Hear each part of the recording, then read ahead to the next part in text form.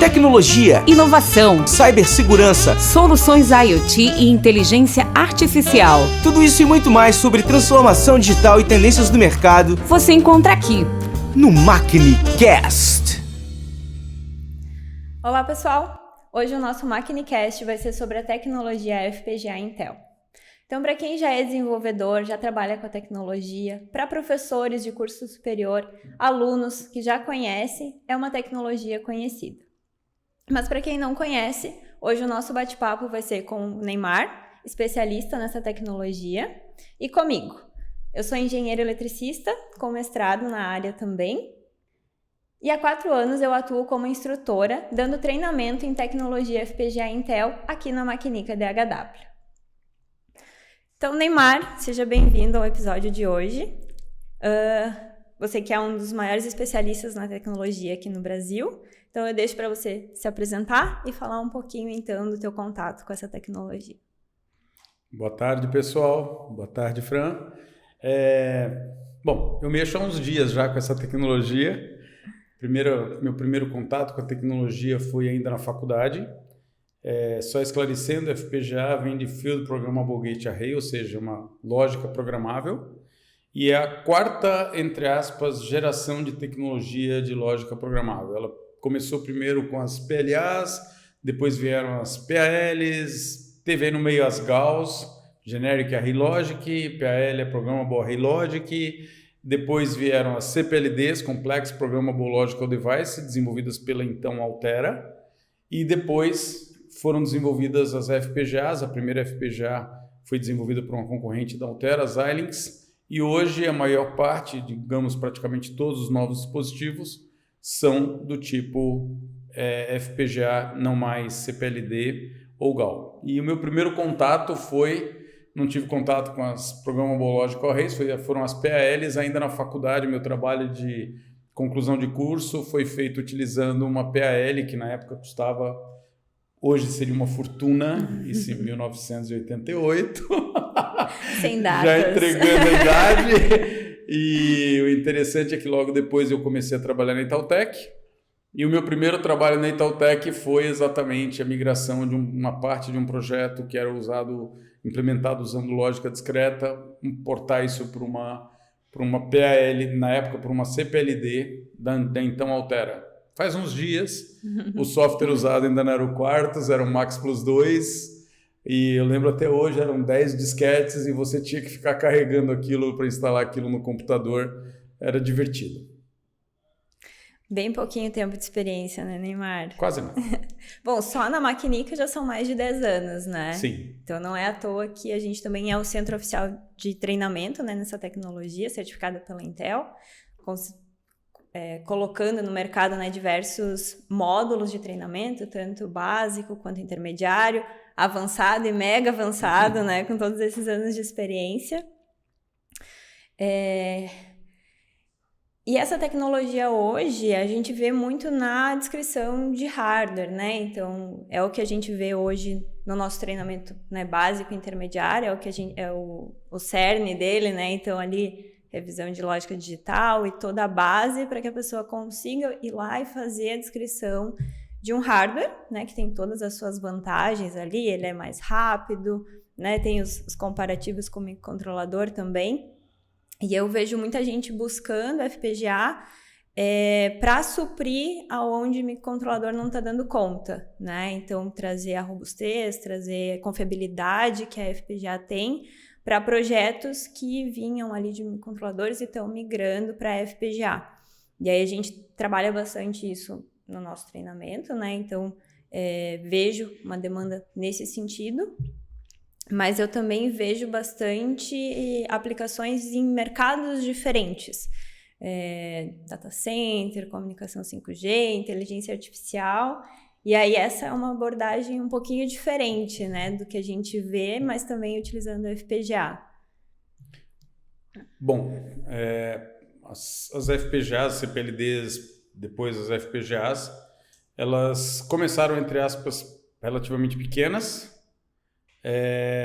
mas hoje em dia, com o avanço da tecnologia, só para ter uma ideia, as FPGAs mais novas da Intel já estão trabalhando em 7 nanômetros, a tecnologia usada para fazer o silício é de 7 nano.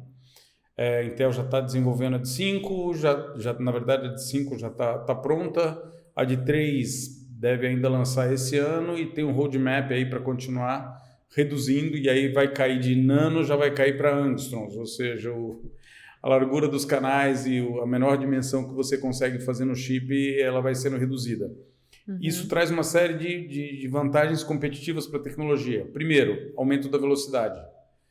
Eu lembro as primeiras FPGAs, a Flex 10K, 10K10, 10K20, etc., as primeiras FPGAs da família Flex, você conseguia fazer assim com muito esforço, empurrando morro acima, um contador, por exemplo, de 16 bits rodar em torno de 100 MHz. Hoje em dia, esse mesmo contador, você pega numa Gilex, por exemplo, e já está rodando a 1.5 GB. Gigahertz. De 100 MHz para 1.5 GB. A quantidade também de lógica disponível numa FPGA, no começo era na casa de 3.000 elementos lógicos, 2.000 e poucos as menores. Hoje em dia, as maiores FPGAs, já temos FPGA com 10 milhões de elementos lógicos disponíveis e trabalhando numa frequência próxima ou acima de 1 GHz. Com isso, você abre uma quantidade muito grande de oportunidades. Por exemplo, aceleração de hardware. Você citou, por exemplo, 5G. Qual é o grande desafio do 5G? Você receber dados de uma rede que vai chegar para cada estação de radiobase, que na verdade hoje é uma picocell, uma nanocell, porque a quantidade de estações, a quantidade de pontos de acesso para 5G ele é muito maior do que para 4G ou gerações anteriores. Você pega, por exemplo, 4G na cidade, um conjunto de antenas como aquele que a gente tem ali atrás. Se você colocar uma a cada 1 quilômetro, qualquer coisa, está valendo. Ele consegue funcionar. Se ele estiver bem posicionado no local mais alto, 2 quilômetros, 2,5 quilômetros, eu consigo cobrir uma área de 2 quilômetros, 2,5 quilômetros com um único conjunto de antenas. Em 5G, na faixa acima de 6 GB, na faixa de ondas milimétricas, você precisa de uma antena a cada 400 metros. Nossa, é muita antena por aí. E o pior, 1G, você não tinha dados. 2G, você tinha dados aí até 30, 40 kbps por segundo. 3G, a taxa de dados conseguia chegar a 200, 300 megabits por segundo. 4G, bem forçando o MIMO, etc., você consegue fazer a taxa de dados chegar a 1 gigabit por segundo em condições muito especiais para um receptor que tenha suporte para isso, e aí você tem que alocar canais para ele, etc. 5G, 1 gigabit para cada cliente, conectado numa antena. Então, a banda que você vai precisar para cada estação de radiobase, para cada transmissor e receptor, para cada antena de 5G, ela é muito maior. Então, em 5G a gente já começa, por exemplo, a quantidade de dados chegando para você transmitir e receber pela antena ou pelas antenas que vão estar conectadas naquele sistema de processamento, na ORU, você vai precisar, na ODU, aliás, você vai precisar para cada ORU, para cada unidade de rádio de conexão, você vai precisar de uma banda de uns 10 gigabits, a banda da antena, entre aspas, com o sistema de controle que vai mandar isso para uma ODU. E depois isso vai para um servidor que vai processar tudo isso, e aí a banda lá é maior ainda. Estamos falando aí de 100 GB daí para frente. E qual é o ponto? Quem vai concentrar tudo isso? O processador não dá conta. Em resumo, é muito dado. Muito dado, muito rápido. Muito rápido e muitos pontos processando muitos pontos isso. Distribuídos. E aí é que entra, por exemplo, a FPGA. Hoje a FPGA está tanto na ORU, na Radio Unit, a unidade de rádio, quanto na ODU, que é o sistema de concentração, quanto no processador atrás, ou no sistema de processamento atrás. Tudo hoje em dia está baseado em FPGA. Provavelmente num futuro não tão próximo, você tenha, por exemplo, a unidade de rádio podendo ser substituída a FPGA por um ASIC, mas hoje é uma FPGA que está na unidade de rádio, no concentrador, no back-end de rede e depois também no servidor. Outros exemplos de aplicação que você mencionou. é HPC, High Performance Computing. O que eu tenho? Eu tenho hoje, por exemplo, um processador. O processador ele tem uma capacidade grande de processamento. Você pega um servidor, ele tem um monte de processadores trabalhando juntos. Só que eu tenho um problema. Primeiro, distribuição de tarefa entre eles. Segundo, quantidade de potência dissipada. O processador é bem ineficiente. Se você pega uma FPGA, ela vai fazer o trabalho de 2, 3, 4 processadores, consumindo uma fração da energia que consome um processador. De forma muito mais eficiente. E algumas coisas simplesmente não dá para fazer num processador. Vou dar um exemplo. Tem uma aplicação interessante de FPGA que é High Frequency Trading, HFT. O que é isso? Você ter a capacidade de, conectado numa bolsa de valores, você receber dados da bolsa, de cotação das ações, decidir se você vai comprar ou vender um determinado ativo, uma determinada ação, e emitir a ordem para compra ou venda daquela ação. Isso é um trabalho que um trader, um day trader faz o tempo todo, só que tem um problema. Ele tem que pegar a ação, fazer análise do gráfico, ver se é um ponto de pivô, a ação está subindo, está caindo ou está subindo, se ele vai ter que vender ou comprar, qual é a proteção que ele tem, etc. Decide e faz a compra. Ele demora, no mínimo, algumas dezenas de segundos, dependendo do caso, ele vai demorar alguns minutos. Quando ele vai mandar comprar a ação já mudou de preço. Qual a vantagem no sistema de High Frequency Trade? Ele vai fazer toda essa avaliação, essa análise de forma muito rápida e emitir a ordem. Mas se um processador conseguir fazer isso, não resolve o problema? O tempo de resposta de um processador para receber o pacote inteiro, validar o pacote, fazer o processamento que ele precisa e dar o retorno é muito mais rápido que um ser humano. Um microsegundo, 1 milionésimo de segundo, alguma coisa mais do que isso, dependendo da carga do processador, etc. No caso de uma FPGA, esse tempo ele pode ser tão curto quanto 100 nanosegundos, ou seja, entre o instante que terminou de receber os dados, o pacote com a informação daquele ativo, ele já fez a análise, validou, quando ele recebe a validação do pacote, ele já recebeu a parte inicial do pacote, já fez a análise dos preços, já fez a análise se vale a pena comprar ou vender, e ele emite a ordem em 100 nanosegundos. Isso é impossível para o humano, impossível para o processador. Hoje, a única tecnologia disponível para fazer isso é uma FPGA. Então, quer dizer que essas empresas que compram e vendem ações rapidamente estão atuando com um robozinho à base de FPGA. Com um robozinho e muitas vezes até com inteligência artificial por trás da base de FPGA. E o segredo é porque ele processa isso tudo muito rápido. Muito rápido, muito mais rápido que um processador. O paralelismo de processamento lá dentro é muito maior do que de um processador ou mesmo de uma GPU. Então quer dizer que lá na Bolsa de Valores está cheio de FPGA? Se não está, logo vai estar. E tem que ser dentro da Bolsa, porque até a latência de pegar a informação, mandar por uma rede normal, por exemplo, uma rede mesmo que seja de fibra, aqui para a maquinica, quanto tempo demora, por exemplo, para o valor da ação sair da Bolsa da BMF lá de São Paulo, B3, chegar aqui, processa e devolve. Esse tempo já é muito tempo perdido, entre aspas. Hoje, nos Estados Unidos, se contabiliza rentabilidade por nanosegundo a mais de latência. Ou seja, quanto você perde de dinheiro quando você responde 1 nanosegundo mais tarde. Então, inclusive, tem que ser usado o colocation, que é colocar o sistema inteiro de processamento rodando dentro da Bolsa de Valores para estar ligado direto na rede, essa latência ser mínima. Cada vez mais tempo é dinheiro. Muito dinheiro. Literalmente. Pouco tempo custa muito dinheiro. Né? E a FPGA está aí para nos ajudar. Já está no processamento, né, no 5G, veículos autônomos. A gente também tem um tempo de resposta que precisa ser muito rápido, né? Então, também tem a FPGA lá dentro. Cada dia mais perto da gente. Mas ela está mais perto do que a gente imagina. Se você pega hoje, por exemplo, qualquer pessoa que assiste TV digital, em todos os transmissores de TV digital, você tem uma FPGA lá dentro fazendo a modulação. Tem sistemas de TV digitais que foram desenvolvidos no Brasil, outros fora. Nos do Brasil, tem alguns... Os de uma marca específica de transmissores, tem pedacinhos de código meu lá dentro também rodando. É interessante. E aproveitando o gancho, né? O que a gente tem desenvolvendo FPGA no Brasil? Né? Então, o que a gente tem de mercados, de projetos Macnica, mas também, né, que usam a FPGA para ter exatamente essa noção, né? Aqui também usa. A gente falou aí de coisas bem alto nível, né? Mas a FPGA tá muito mais próximo do que a gente imagina, né? Então, se quiser comentar de alguns projetos, alguns casos, cases de sucesso que a gente tem com a FPGA.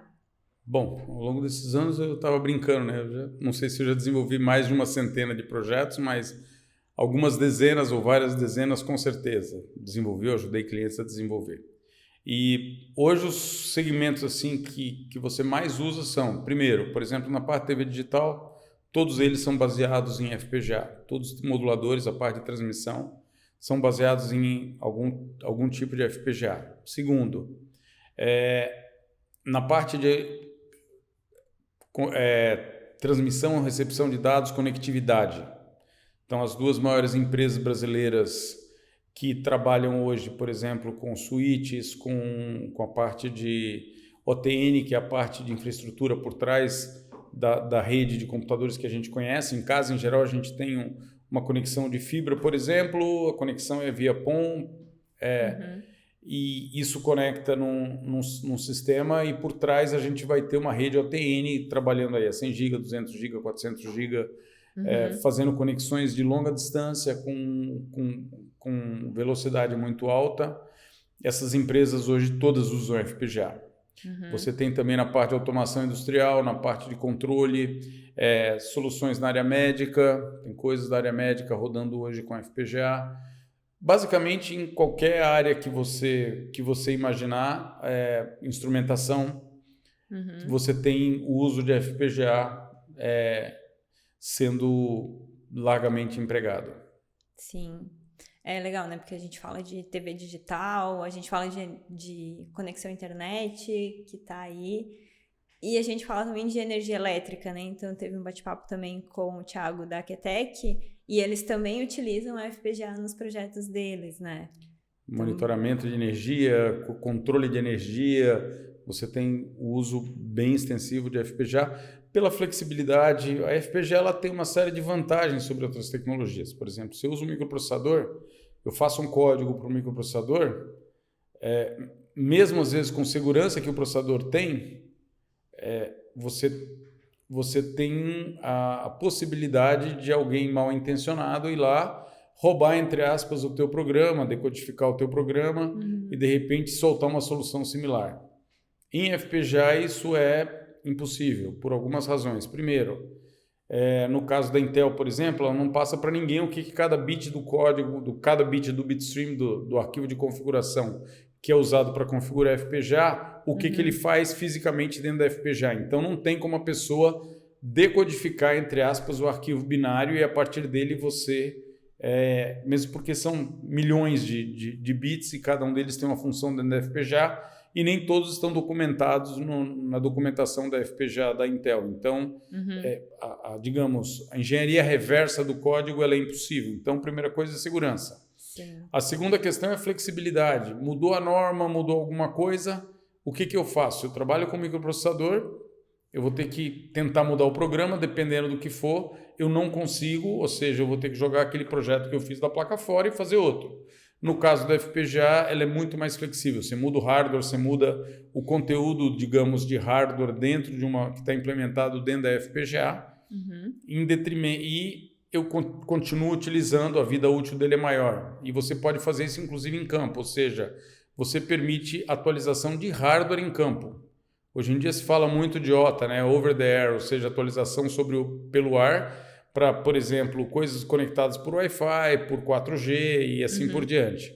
Mas de hardware é uma peculiaridade, entre aspas, é uma vantagem da FPGA. Então, porque na FPGA a gente descreve o hardware que está ali dentro daquele chip, né? O microcontrolador, ele é fixo. Ele é fixo. Tu desenvolve software. A FPGA é a chavezinha que a gente tem que virar ali no início do curso, né? Que tu não está fazendo software. Tu está descrevendo o hardware. Então, quando a gente fala atualização de hardware da FPGA, é porque a gente vai lá e reprograma o teu projeto inteiro, descreve um outro hardware e tu consegue fazer isso com o teu equipamento em campo, né? Que é muito legal. E é isso que eu vejo, assim, também no curso. Muita gente faz sempre o paralelo com o software, né? Tô dizendo, Não, vamos quanto antes a gente parar de pensar que é software e pensar que é hardware, e aí tu tem todas as considerações, né? As vantagens, que é rápido, é robusto, É seguro. é seguro, né? Então, e tu trabalha diferente, né? Então a gente usa uma linguagem diferente, embora seja muito parecida com o C, né? Aqui a gente usa o Verilog, mas tem uma chavinha aí, né? Para trazer todos esses benefícios, né? E tem mais alguns também, né? De desenvolver com FPGA, né?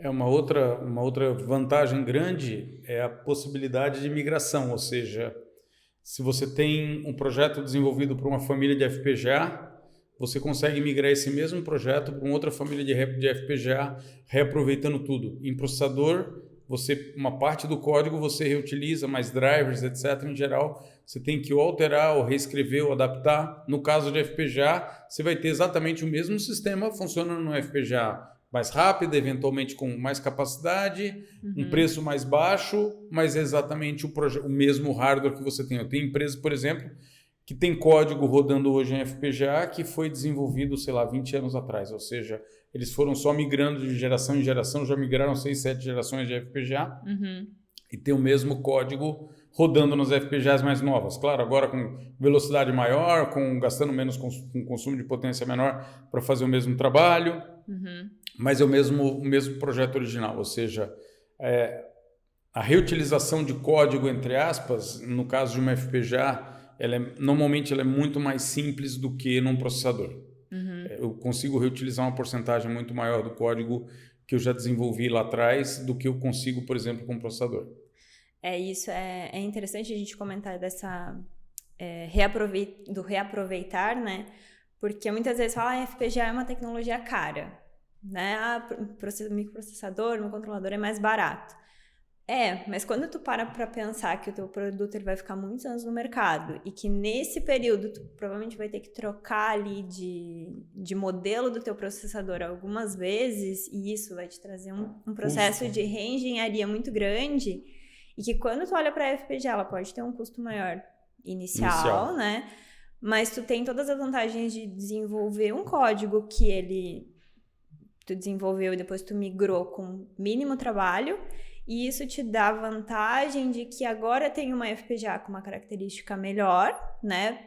Agora trabalho numa frequência maior, eu consigo trazer isso para o meu produto sem mexer na minha placa, sem mexer no meu hardware, porque ele vai ter essa estrutura esperando ali, né? Que eu trabalhe com uma FPGA melhor, com mais características, mais vantagens, e muitas vezes o custo está menor porque ela é mais nova, né? Do que a tua FPGA que tu começou lá no início do projeto, que começou a entrar ali, né, em phase out, né, a sair do mercado, ela começa a ficar mais cara, mas tu consegue migrar para uma mais nova, com mais características, às vezes ainda deixar o teu produto mais barato, né? Dependendo do que tu estiver trabalhando.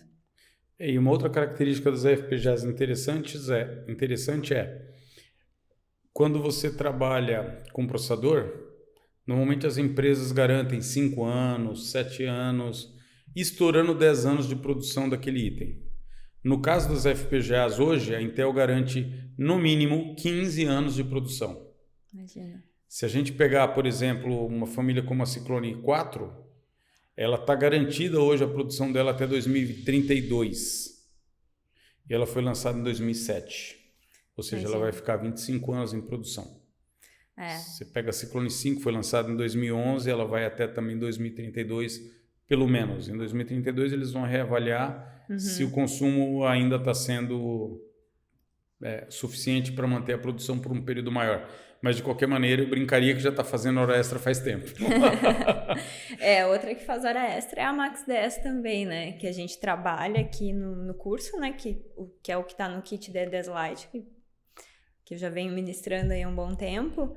E ela não tem, né, uma tendência de sair. Ela é uma FPGA de entrada, né? Mas já tem muito recurso, então para quem está começando já é um bom pontapé. Também está garantida até 2032. Também está garantido por muitos anos, né? Então dá para o pessoal brincar bastante. e levar para projeto, né? Por Sim. mais que seja um kit, que seja didático, é uma base para te ir para um projeto que pode virar tranquilamente um produto no mercado e aí tu otimiza, né? E aí eu acho que a gente pode ir resumindo, né? Que a FPGA está aí nos mais diversos mercados, muito mais próximo da gente do que a gente imagina, né? E não é tão difícil de começar. Eu acho que para começar, eu diria, né, a gente precisa ali, né, de um computador para rodar o software e isso é uma outra vantagem, né? A Intel tem o Quartus ali que tu roda tudo do início ao fim, né? Sintetiza, compila, grava na FPGA. Depura. Faz depuração, né? Então tem várias ferramentas também para depurar o projeto, porque erros vão acontecer. E ter o teu computador e se tu tiver o teu kit, melhor ainda que tu já testa, né? E é a estrutura que a gente oferece no curso, né? Então, bastante gente procura e encontra muito mais informação do que eles esperam, né? Por ser um curso ali de 20 horas, mas é bastante informação e eles conseguem, né, sair com uma bagagem para eles seguir desenvolvendo. Então, em seguida, eu tenho feedback de aluno que está desenvolvendo ou para a empresa ou trazendo novos projetos de pesquisa nas universidades, né, nos alunos, projetos de fim de curso, então sempre tem bastante história nisso. E aí é aquilo, né, começa com a gente, vamos dizer assim, e depois segue, e a gente segue junto, porque aí entra também toda a experiência e todo o nosso time, né, toda a experiência de maquinica para seguir auxiliando os projetos, né, então aí entra exemplos de clientes que estão desenvolvendo, estão levando produto no mercado. Acho que a tendência é só crescer, né? Em todos os sentidos. Os setores. Não sei se... O que a gente espera, né? Pra gente ir concluindo o que a Intel está trazendo de novidades, né? A Intel está fazendo um movimento interno bem grande. E o movimento é no sentido de a Intel passar a desenvolver, a produzir, na verdade, desenvolver ela já faz, mas produzir internamente as novas gerações de família de FPGA. Agora com a crise do Covid, que gerou a crise dos chips aí de 2020, 2021, 2022, esse ano está melhorando, mas ainda não está normalizado.